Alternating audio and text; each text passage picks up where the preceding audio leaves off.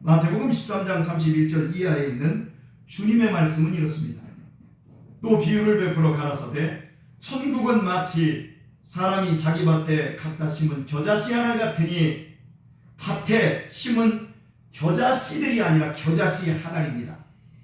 이는 모든 씨보다 작은 것이로되 자란 후에는 나물보다 커서 나무가 되매 공중의 새들이 와서 그 가지에 깃들이느니라.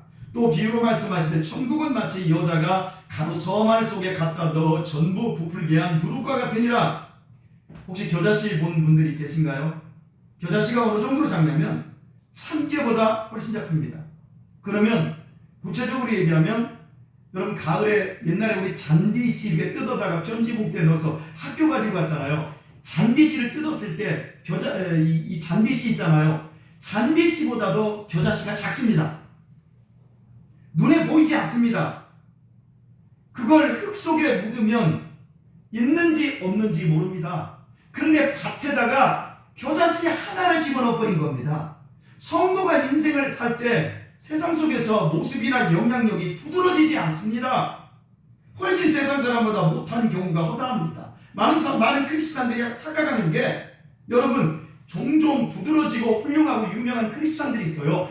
몇천 명, 몇만 명, 몇십만 명 중에 하나를 하나님이 그렇게 쓰는데 모두를 하나님이 그렇게 쓰리라고 믿고 그렇게 영향력이 있어야 된다라고 착각하고 하나님 앞에 구합니다.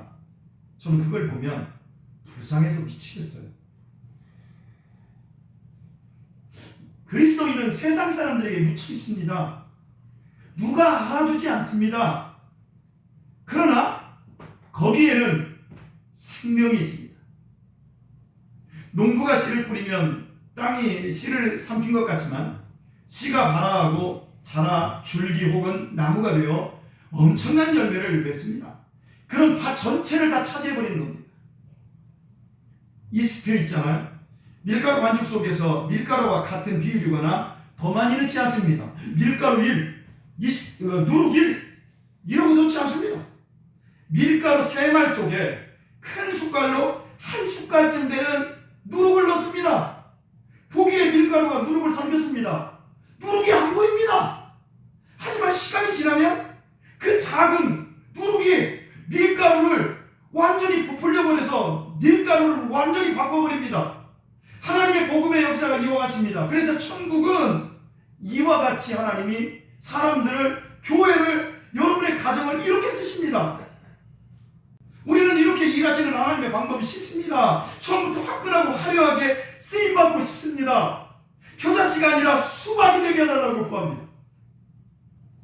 누룩이 아니라 부드러운 카스테라처럼 살게 해달라고 기도합니다. 하나님의 일하시는 방법이 싫습니다. 나 하나 구원받았으면 되었으니 이제 더럽고 처참한 꼴 안 당하고 안 보게 해달라고 기도합니다. 그 헛된 망상과 불순종으로 자기 자리를 지키지 못하기에 결국에 죽을 때쯤 보면 썩은 수박이 되어 있고 곰팡이 핀 빵이 되어 있는 겁니다. 바울의 여정에서 확인나듯이 우리는 세상 사람들이 겪는 인생의 풍랑을 다 겪을 뿐만 아니라 더 많은 무시와 더 많은 오해와 더 많은 비난까지 받아야 된다는 것을 꼭 기억해야 합니다. 우리를 큰 밭에 뿌려져 존재도 없는 겨자씨 하나처럼 서말의 반죽 속에 삼켜진 한 수저 누룩처럼 우리를 쓰십니다. 그래서 예수님을 믿는 사람에게는 세상 사람들보다 더 깊은 주름살이 생기고 눈물이 있고 한숨이 있다고 여러분에게 앞전에 말씀드렸습니다. 우리는 삼켜버린 겨자씨이고 누룩입니다. 예수 믿으면 밤낮 찬송만 하고 사는 게 아닙니다. 고난을 외면할 수가 없습니다. 책임을 외면할 수가 없습니다. 우리는 주님이 자라게 하시고 성장시키시고 열매 맺게 하시고 쓰시는 인생입니다. 그것이 우리의 자랑이자 특권이기도 합니다. 시편